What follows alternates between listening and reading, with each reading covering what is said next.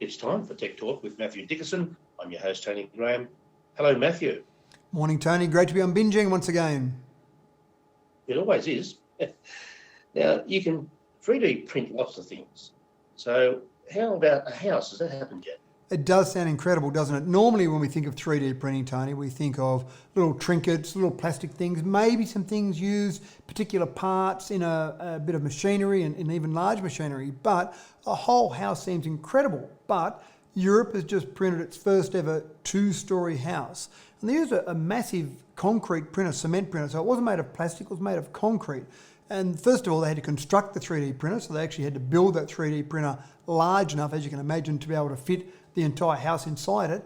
And then what it starts doing is it's fed concrete effectively, and it just lays around the walls layer by layer. And again, we can't see this on radio, but it was quite fascinating watching the video that I watched of it to see the process that it went through. And it was just that continual process, layer after layer. It actually built some little cross members of concrete into the actual construction. So the walls were like a double thickness of concrete with an air gap in between, which would be good for insulation as well. And the whole project only took 15 days of printing. The project took longer than that, but there were some students involved, and the printing process had to basically revolve around their schedule. So essentially, the company that did this said that you could really do an entire house from a blank piece of dirt that was prepared, ready to go, to the finished house within a month, which seems quite incredible. But again, it helps in overall being able to build houses that are more cost effective, more sustainable, and more flexibility, because you've only got to be able to draw it on screen and then you can print it, compared to normally you've got to change a lot of things in basically having drawings built up to then having the framework built and then building it. There's a much more complicated process. So you can have more variety in your housing overall, I think, with this sort of process. So what about the roof, Matthew? Yeah, the roof gets a bit trickier. They haven't managed to 3D print the roof. The roof does drop on in a normal process, a normal, for example, iron or tiled roof. In this particular example, it was a normal tin roof. Again, the whole process is to print everything inside, print the walls inside, and then use some more traditional fit-out methods for some of the things. For example, they didn't 3D print the pipes or the electrical cables inside it. It was really about the frame, the outside frame, and the walls inside. I wonder if it beats the robotic bricklayer. That's a good question. We're getting some interesting things coming through in the building game. There's actually a whole 3D printed community they're working on at the moment in Mexico. There's a seismic community there, and part of the issue there is to try and make the housing better able to withstand earthquakes and also make the housing more affordable, because there's not a lot of wealth in that particular area. So different things, bricklayers, 3D printing walls, it's quite an incredible process. And the great part about it is you can build these in areas where you don't have, for example, lots of skilled labour, because it doesn't take lots of labour to build something like this. You don't need the skilled bricklayers, for example, with the robot bricklayer or the 3D printed walls. Yes. Now, technology can save money at the petrol bowser, so how can you do that, Matthew? Yeah, look, a lot of people are using apps, websites that do checks on prices, and we all think that's a good idea, and we probably save a few dollars doing that. But Griffith University has gone one step further, and they've actually done some extensive surveys to find just how much money Queenslanders in particular are saving at the Bowser. And so there's various websites, and they're being used a lot more. So at the moment, the checks on these apps and websites is up to about 600,000 times a month people are using those, and that compares to 350,000 times a month only 2 years ago. So it's becoming more common. But then Griffith University did some surveys to find people that were using these sites and these apps compared to people that weren't. And when they did the comparison, they found that people, for example, in Brisbane were saving about $179 a year, in the Gold Coast $139 a year. When you come back to regional areas, then it's not quite as much. So for example, in Rockhampton, you might only save $81 a year, and that's probably due to lower competition. But the bottom line is, if you've been thinking about using these apps or these websites, I'd say go out and do it, because you can pick the best places to go to, but you can also pick the best days to go to. Normally, people don't get to the stage where their petrol tank is on empty and just about to run out of petrol tomorrow before they fill up. So they've got a couple of days flexibility, and you'll find better days as well as better petrol stations to actually go and fill up. So my advice would be, go out and start using them.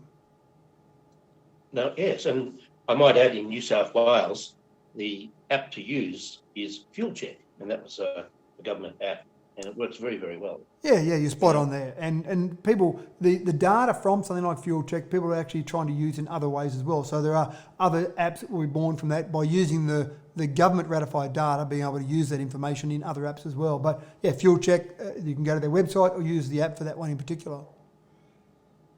Yes. Now, the next topic is quite topical for people in media, such as a radio station, for example, or more particularly if you're a news service. The government is wanting to charge Google and Facebook and other large media online organisations for using other people's news feed. So the question is, will Google start charging fees for its services to cover that? Well, if you listen to the Google misinformation, then you might believe that's true. And we've spoken about this before, Tony, about some of the changes in legislation, and Australia is leading the charge on this. And the big issue is, that we've talked about before, is that you've got news organisations paying journalists, paying people to produce news content, make sure it's correct news, make sure it's written correctly, make sure the research has been done, and then organisations like Google and Facebook just basically use that as part of their normal information they send out. And the first I saw of this was when I went to do a Google search, and suddenly there's a link there to say, do you want to start to have to pay for things in Australia? And so there's a little open letter there to all Australians. And so again, Rod Sims from the ACCC has said this is a misinformation campaign by Google, because there's nothing in the legislation that says that Google has to start charging for its services. Google says it might start charging for YouTube because of the Australian government.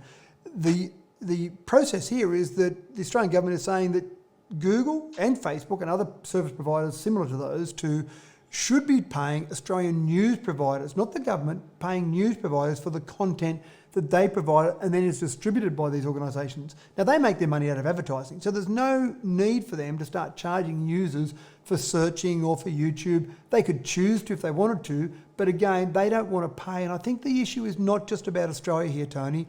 It's about the bigger picture. If Australia gets away with this legislation, then possibly other countries around the world might say, well, Australia started doing it, the precedent has been set, we'll start doing it now as well. So I think they're going to fight pretty hard in Australia, and this is the first step. This is really trying to discredit the government and make people think that the government is going to start making Google charge its customers, which isn't true, but this is their attack. This is what they're doing at the moment.